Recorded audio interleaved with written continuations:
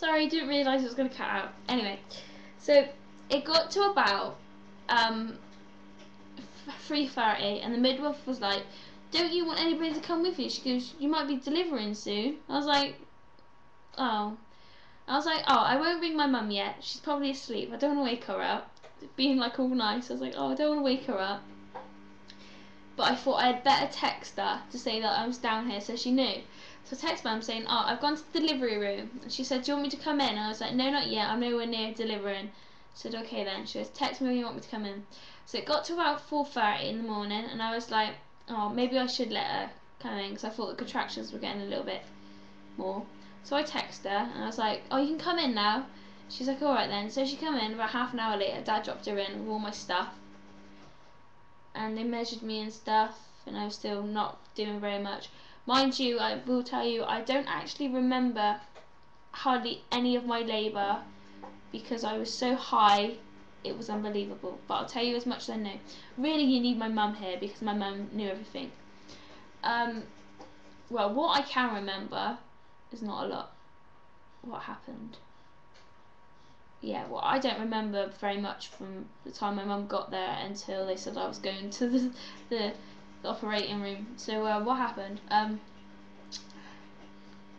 They kept measuring me, and I didn't get very much any more open. I don't remember anything. All I remember was like really high. Okay. What happened? Oh, they kept me on the monitor machine because I kept having this injection and my blood pressure was really high, so they kept me on the machine. They kept checking my blood pressure with this machine. And it got to the stage where they popped my waters. I think I might have got to 5 centimeters and they popped my waters. Yeah, they popped my waters. What else happened? I'm sorry, I don't actually remember very much of my labour. I kept having my injection and gas and air. Yeah. Well, I can tell you what happened. Well, anyway, about 3 o'clock in the afternoon, right? This is a whole like 12 hours later, because I don't remember very much. Well, I remember a little bit. They're trying to make me be more active. Here we go. They're trying to make me be more active. Right. And I had this one midwife, like the head sister of the whole ward. She kept coming in and saying, well, you're still in the same bed. The baby isn't going to come out with you staying in the bed like that, is it? And my mum was like, have you been in labour for 3-4 days? And the midwife was like, no. She was like, well, exactly. She was like, have you had no sleep for 2 days? And she was like, well, yes. And she was like, for whole 2 days? None, no sleep at all? Maybe about 5-10 minutes max sleep? My mum was having a right go at this woman. It was so funny. And they tried to get me on the, they were saying maybe you should walk around. I said I can't walk around. I said maybe I can go on the bouncy ball. So they had me bouncing on the bouncy ball. And because I kept thinking I needed to go to the loo, it hurt more. So they had this stupid portaloo thing there for me to go to the loo. And I couldn't go to the loo. And I kept thinking I really need to go to the loo. They had me on the stupid bouncy ball. And my waters broke even more. So even bounced on it, more water flaming come out. It was unbelievable. It went everywhere. All over the bed, everything. It's really bad. He's gone to sleep now, bless him. He was a bit grumpy a minute ago when I stopped the video. Yeah, so they popped my waters and they had me on the bouncy ball trying to get the baby to go down and the baby wouldn't come. At 3 o'clock my mum said to him, no, at 3 o'clock I got to the stage where I was so tired and I thought I couldn't do it anymore, and I asked for a C-section, and I was really upset because I thought the baby wasn't going to come out, and I asked for a C-section, and they said no. They said they have to try everything they can to get the baby out naturally, and they said no. I got really upset, and they said, we're going to give you a drip, and I said I don't want a drip, I just want a C-section, I just want to get the baby out. I said I can't do it, I want the baby out. They said the drip will help the baby come out. So they put the drip in and the drip didn't work. The drip made the baby worse. The baby didn't want to come out, the baby got upset and it made the baby worse. So they said we can give you an epidural. I didn't want an epidural, I thought it was going to really hurt and I hate needles. So they had me bending over the bed like they do to get the epidural in. And the man come in mind you, I was high out my face, and I had to tell him when the contractions come in. I was blowing on the thing, and the man stuck it in. I didn't feel it, and he couldn't get it. He tried 3 times, and he couldn't get the epidural in. So they had to get another lady to come to try and do it. She did it twice. She thought she got it in, so she topped it up, and the epidural didn't work. I could still feel it, but my legs were heavy, but I could still feel everything that was going on. They kept checking the baby, and they thought the heartbeat thing wasn't, the baby's heartbeat wasn't doing something right. So they said they were going to put a thing that can measure the baby's heartbeat on top of his head. And I said okay. So they put it on, and they said they can't find the baby's heartbeat.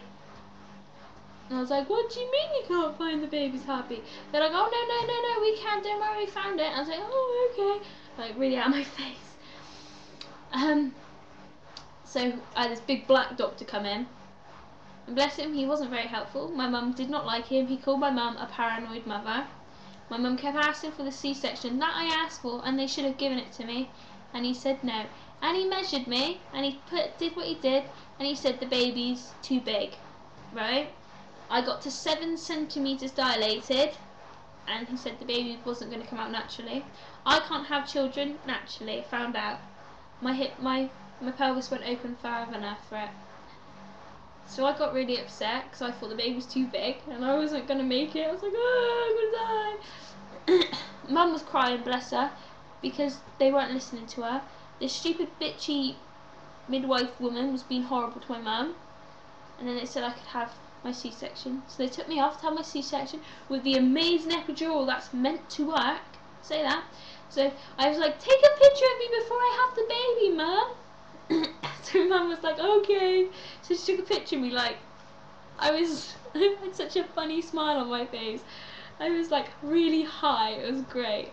So then there's me, all excited because I'm going to go and have my baby now.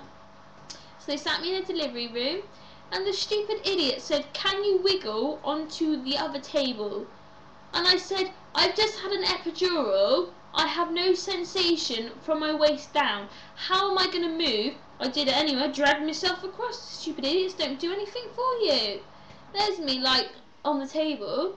Their arms all up here like they're meant to be, shoving more crap into me. And apparently the drip made the baby really unhappy, right? And they lost the baby's heartbeat. This is why they had to get me to the theatre, right?